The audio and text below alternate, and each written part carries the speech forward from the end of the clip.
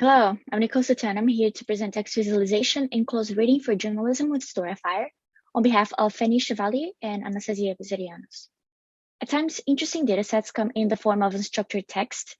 Data journalists go over these datasets to provide digestible takeaways and to bring important framings to light. Analysis strategies can vary a lot from story to story, from fully automated text processing to careful, comprehensive reading. But regardless of strategy, whether you are programming scripts, doing a full-on reading, or anything else in between, all these analyses take up time. And good timing is critical in journalism. Newsrooms are deadline-oriented, and so expediting analysis means higher quality reporting and more time to dedicate to other stories. As such, easy to use, no programming text analysis tools could really help with this, which the visualization community has brought forth on a range of domains, as well as a range of tasks around text analysis, loosely laid out here on a spectrum from high-level summarization to more careful close reading. Most tools are purpose-specific and tend to cover narrow chunks of the spectrum. As a whole, though, journalistic analysis is really broad, a little too broad for any one tool to support. Creating a general purpose tool to cover this entire spectrum is challenging and could end up being really complex to use. And so we thought, instead of trying to cover all sorts of possible analysis tasks, why don't we focus on making reading easier and faster to do at and between any level of detail? With that in mind, we sought feedback from practitioners. To help frame our efforts, we met with journalists from West France, the largest Francophone news agency in the world with over 7 million reads per day. We ran a half-day workshop with 4 members of a data journalism team. This helped us outline a number of design recommendations, including supporting content overviews, that is, information at high level, such as content summaries and trends, acknowledge entities such as people, location, organization, and so on, showcase relationships, both between entities and over time, flexible search to help find information in different ways, seamless connection to the original text to help contextualize findings, and finally, keep track of content of interest that can be referenced later for things like quoting and fact-checking. Based on these, we created Storyfire, a tool to help journalists quickly explore and understand text collections. It is designed to span multiple levels of detail, from a list of frequent and relevant terms, to semantically grouped snippets organized by relevance and time, to full documents for a complete contextual overview of snippets and evidence tracking. Starting an exploration from scratch, we would normally begin from the entities list that features frequent terms in the corpus. This includes keywords, people, organization, location, as well as taxonomy concepts. These terms are sorted by frequency and can be filtered for easier navigation. We can learn more about some of the people here. Let's start with Rex Luthor. This triggers a search specifically for named entities with this name. From a snippet, we can click to navigate to the original document for a full picture. Snippets are connected to a timeline of documents on the left and to the original document on the right. We can save this set of results as a filter, which adds a tag to the filters list with a unique color. When a filter is active, documents that match the filter get highlighted on the timeline, and individual mentions are also highlighted in this overview bar that covers the extent of the whole collection. It shows you where you are relative to the collection and lets you get to any point of it very quickly.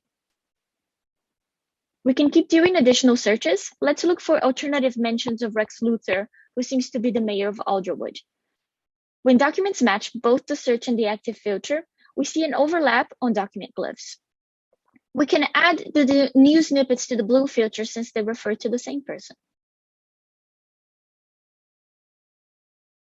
Filters can be further relabeled and recolored.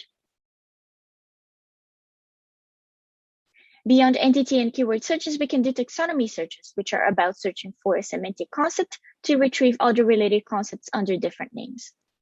We could use the entities list in the search bar for this, but if the term you want is handy on a document, you can select the text to see named entities and concepts.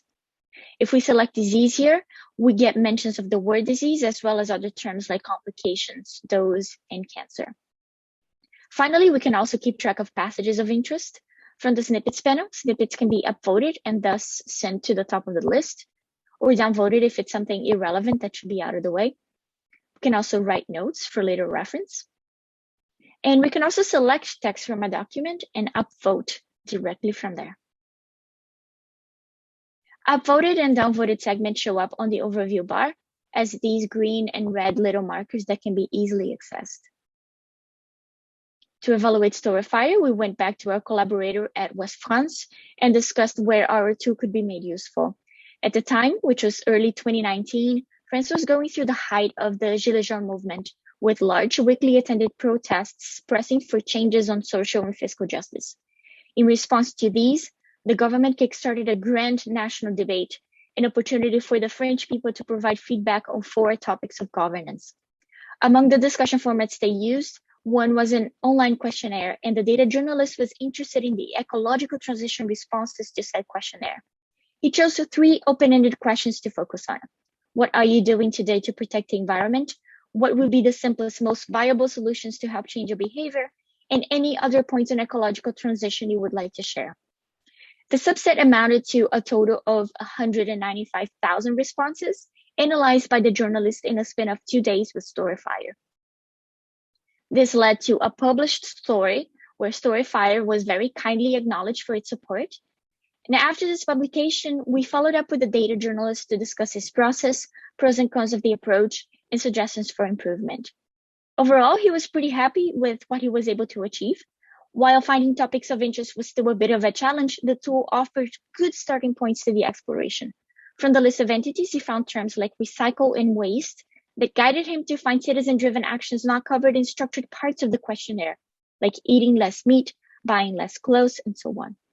The taxonomy terms also helped understand prevalence of related concepts from an aggregated perspective, instead of having to look at individual terms.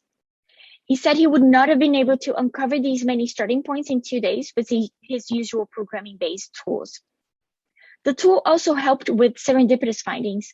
As he was looking for testimonials on recycling, he caught mentions of how this felt like a useless effort, since larger organizations don't contribute to the cause. He was then able to isolate and confirm this as a pattern, as he found other mentions of this sentiment with different search terms. He said that without Storyfire, he would need to read many more articles in full to spot patterns like this. For other use cases, please have a look at our paper.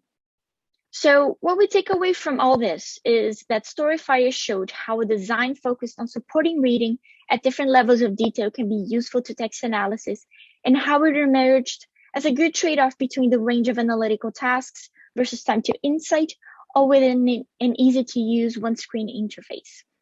We invite you to try out the tool at storyfire.cs.toronto.edu. Thanks for watching.